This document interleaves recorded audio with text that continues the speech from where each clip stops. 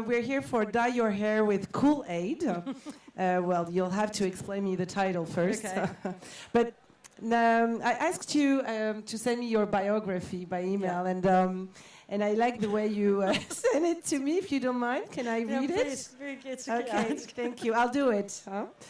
So you write, I grew up in New York when the city was raw and inspiring and art was everywhere. I spent my teenage years skipping school and seeing bands at night who I started photographing. After a few months at art college, I decided I wanted to actually do something rather than just read about it. So I moved to London to figure out how to become a real photographer. I was influenced by self-published artist books, zines, punk, pre-Raphaelite art, and American mid-century painting and collage. I started shooting live bands for music magazines and working for record companies, taking pictures on video shoots, eventually graduating to photographing album covers. In 2001, I self-published my first book, I Want to Be an Astronaut. I've since self-published 10 books, at least, each documenting the life of a different girl, along with numerous zines. In 2016, Risoli released a collection of my favorite pictures titled Another Girl, Another Planet. Anti-precious, anti-conservative, and anti-conventional fashion, the objective of my work is to make spontaneous and realistic images with a raw spirit running through. I really wanted to read Okay, this. so because we're it's done then. That's great. Thank you very it's much. perfect. It's perfect. The way you describe your work and your goal and who you are is said. That's true.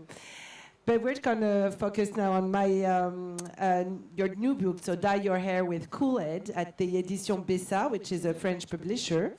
It's the first book to feature your collage as well, your collage, as well as individual images, stickers, and C-type prints. So first of all, well, we can see you have an atypical background. How did the book become part of your artistic practice? Well, I've been making collages and collecting ephemera since I was a tiny child. I actually brought a notebook of some of my first collages, which I can kind of hold up. And these were made when I was probably about 4 or 5 years old. So you can see I've been doing that for a long time. I'll do it. It's better. Yeah, wow. So that's something you do. So I've been making collages since I was a little kid and collecting stickers, which is loads of my sticker albums. This is a little sketchbook I've just put together for this as an example with a few pages. Okay. But when I got an opportunity, I was asked by Pierre Brassard if I would like to do a book of my collages. I think he had seen some of my work in Tokyo. I had done some collages and some shows and book launches there where he had seen some of that work. And I was very excited that someone wanted to publish my collages. It's an amazing indulgence and exciting, and it's very freeing, especially since I've self-published many books that are on individual girls. Each book is on an individual girl. Then I did, like you said, a book with Risoli in New York, which was an overview of many of the girls that I'd worked with over the last sort of 10, 15 years. And then this was a complete extravagance to get to publish something with collages and stickers and a print and portraits. And it was like a pop culture cauldron of all my loves and influences and just like a really joyful project to make. So can you tell us what does the title refers to? So Kool-Aid in America is a kind of,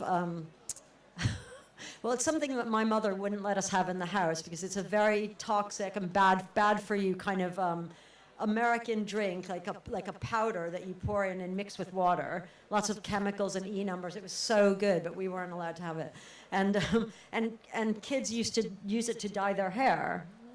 So because the colors were really, really bright, and before they were all like the hair dyes that there are now everywhere, kids at school used to actually dye their hair with Kool-Aid, like the purple. It was purple drink and pink and orange and all those colors. So I always thought that was quite a nice. I loved the words, and I loved Kool-Aid, Yeah, the the title. brand, the logo, the title, the whole thing around it, and the fact that it was kind of an indulgent, clandestine treat that we only occasionally got to have, and so, yeah. So you were saying like before in your books it was really one book with on one girl. Yes, absolutely. Here it's you actually shoot many other like 10 girls, or I don't know exactly how many, but there's a number different girls. Yeah. So what is it about this book? Is it about your collage, etc.? But why did you choose? Originally, I wanted to do the book just with collage, and Pierre, I think, had seen a lot of my self-published books and wanted to include portraits of the girls from the other books. So a lot of the images that are just portraits, not collages, have maybe been an outtake that didn't fit in one of the books, images that I really loved, that some were not published. They didn't fit into the particular book format that I'd done with that girl. So it was a chance to kind of bring out some of the images that I really loved and intersperse them with the collages. A lot of the girls I've done individual books with, and then I took a lot of the sort of leftover images that couldn't fit in the book and collaged them with all the other collections of ephemera that I have, like my stickers and collections of stamps and horses and outer space and nature and... Yeah, so let's actually talk about it. Sea prints, as you say. That goes in there, At the entrance. The layout is just amazing. It's very pop. It's very unusual. This is actually the print that goes here. You've got really surprises when you open the book. Okay. Yeah, that goes in there. And this is the designer, Joanna Stark, who made this book. So, yeah, she will want the print to be exactly where it goes. And actually, how did you collaborate? Because this is really unusual design, and it's very, I guess, well, you must have had a lot of laughing a lot together just doing it. But we had a lot of fun FaceTime how chats about it. Yes. How did you think about it? Because you have the print here. Here you have really real stickers. And these stickers are actually scanned from my childhood sticker collections. They're all mostly are from my collections from the 70s and 80s of stickers from these albums, from these. And I love this part from too. These. Yeah, they're real. Here you have, in case of lose, please return to Valerie, blah, blah, blah, like... that was actually Joanna's idea. It's la Madeleine Le Proust. To have it like a kind of teenager's diary, notebook, something that also you can customize. We want people to use the stickers and put them all in their book and customize and be sort of interactive with the book. So how did you collaborate together? Maybe, Joanna, can you tell us a bit about... Because this is really untypical, and I think it's a big addition of the book. At the beginning, I discovered Valerie's work with her fanzine, and she sent me a lot of them, and I thought that it was very personal, her work, so that's why I just imagined like a notebook and like your Moleskine, and at the beginning there is all this little sentence, and there is also at the end a kind of like a questionnaire about Valerie. So I proposed it to Valerie and Pierre, and that's how it begins. And I also imagine it very, I want it to be like if you open a book that she just made with her hand. That's why like this sort of, it's yes. Sort of like I do my work in notebooks like this, and I think Joanna was very interested in combining that kind of feel with... To be very unique, to have this feeling.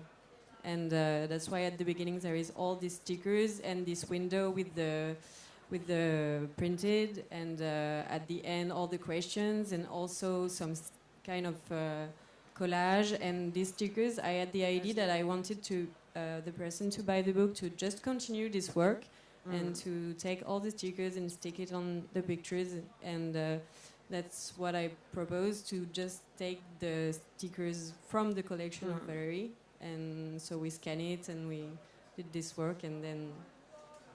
I don't know where people are going to find a place to stick their own stickers because it's so chaotic. There's some blank. Hopefully they'll... I hope that people will actually make it their own with the stickers and then send us pictures and see what they've done with I hope so. Maybe. Those are all the girls inside, yeah. Thank you, Joanna. Yeah, so it's a breath of air. It's refreshing, I think. Um, what is your next project? Because knowing this is your first book when you really gather all the your stickers, your inspirations, your little thing you had when you were a kid. So what's next? Well, because I like to drive myself crazy, I'm always working on many, many books at the same time. And the next thing I have out actually is relatively simple. It's a book on Amy Winehouse, the singer, who I spent one day with her many years ago for her first album. And people have been asking me about that work for a long time. So I've decided to put out like a kind of, like on an independent publisher, quite a low-key version of that work. But I'm also working on my next, the book after that is another girl that I met, who again, it's going to be one girl, a singer-songwriter from the suburbs of London who's 17 when I met her, and just travels through her life over sort of 9 months. And really interesting is most of the work I've done over the last few years have been in cities, especially in my city, in London. So just going out to the sort of suburban culture and kind of seeing where this girl kind of flowered from and became, a really interesting singer-songwriter, young woman. And then there's going to be some collections of my early collages and stickers and all that ephemera. And color is always present in your books? It's very, yeah, I can't, it's not, it's sort of an accident, I can't help it. I'm just drawn to these incredibly bright pop colors. I've been very influenced by collage and a lot of like mid-century collage, and even those artists that I love, Joseph Cornell and Rauschenberg, and their color palette was very different than mine, but I've been very interested by their kind of just explosions of imagery and things that don't necessarily match up with each other, but I've added lots of color, fluoro, bright, intense. Just, I like my images to look like they're just jumping off the page. And I think that that's a reaction to really not liking most fashion photography, because I think it's quite unchallenging and a bit drab and boring and formulaic, and I don't feel like it's changed and evolved very much. So when I've done a lot of fashion photography for my sort of commercial work, I've really wanted it to look very personal to me, the way I want to see images, with more fun and more excitement and more pop and punch and just a bit more life to them.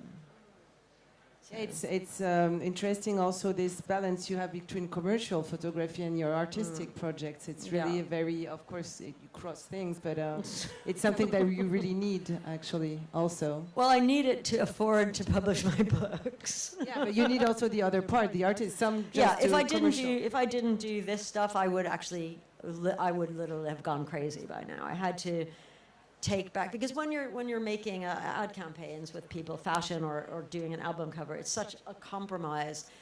You have to rein in what you want to do so much to sort of satisfy the other criteria. The sort of by committee, you have to satisfy everyone.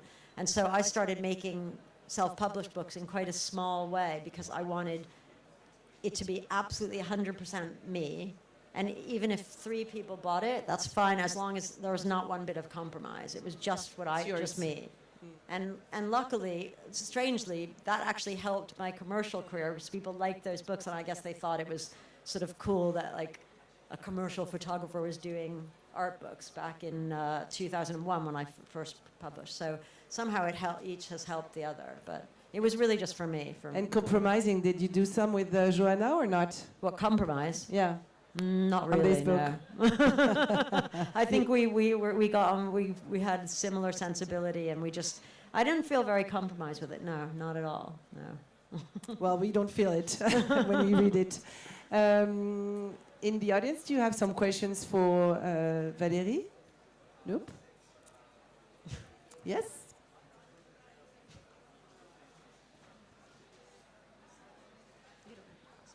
Hi. I'm from Denmark, also a camera woman. Hello. I love the colors and everything. I just want to know, is it something that, is it your perception of the girls or how they are, or is it their inspiration to you? Is it their, have they said what they want in the collages, or?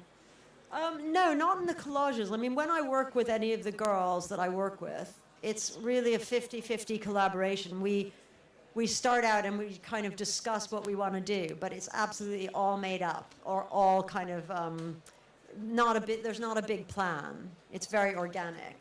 But none of the girls are ever doing anything they don't want to do. We kind of go on a photo adventure together and see what happens. And it's very much, we're influenced by each other. I am influenced by their spirit and what they're thinking and talking about, and just the interesting, crazy things in someone's head. And I sort of follow that, and then I put in my input, what I want them to wear, or a combination of things that I think could be fun or interesting on the day, to go somewhere and get changed in the middle of the street into like a circus out. I don't know, just kind of it's reality, but with a little bit extra, and it's very much of a collaborative. Like, our spirits kind of crash into each other. I don't know if that answers your question. It does. Sorry. Okay, we're running super late. I'm so sorry, Pascal, for the next session. It's already 3. But thank you very much, Valerie. Thank you so much for you're having signing. I signed yesterday, but if anyone does want a book sign, I you're can here. Go over to Pierre Bassard. What's Edition Bassard. Edition Bassard. SE25. SE25. It's just SE25. over there Just somewhere. behind. Yeah. Thank you. Thank you very much. Thank you, Joanna.